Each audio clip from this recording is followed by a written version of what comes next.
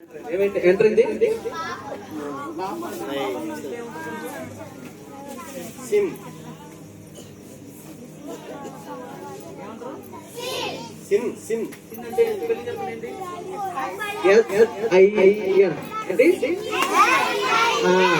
SIN కదా. Sin అంటే పాపం. దేవుడు ఎప్పుడు మనం పరిశుద్ధంగా ఉండాలంటే ఇదిగో తమ్ముడు చెల్లి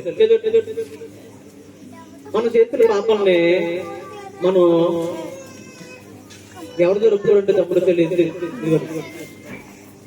మమ్మీ దగ్గర డాడీ దగ్గర ఫ్రెండ్స్ దగ్గర కాదు. మన చేసిన పాపాలని ముందుగా మనం ఎవరు జరుపుకోవాలంటే ఏసే దగ్గర ఒప్పుకోవాలి. మనం చేసిన పాపాలను బయట చెప్పాలి. ఆ రోజు చెల్లి ఆ పాపం చేసిందని ఆ తప్పు చేసింది అని ఏమన్నా గొడవ వచ్చింది అనుకో, మీ ఫ్రెండ్ నీతో చెప్తుంది.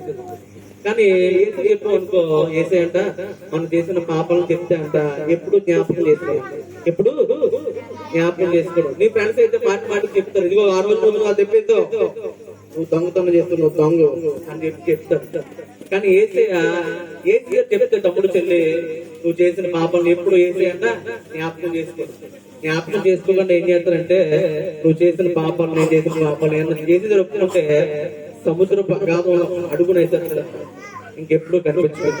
కాబట్టి మనం చేసిన పాపాలని మనుషుల దగ్గర కాదు కానీ దేవుని జరుపుకుంటే తమ్ముడు చెల్లి దేవుడు మన పాపాలను ఏం చేస్తారంటే ఆయన క్షమించి మళ్ళీ ఎప్పుడు జ్ఞాపకం చేసుకోకుండా ఆయన మన పాపాలను ఏం చేస్తారంటే సముద్రపు అగాధంలో వేసి ఇంకెప్పుడు జ్ఞాపకం చేసుకోండి. చెప్పకండి పిల్లలు.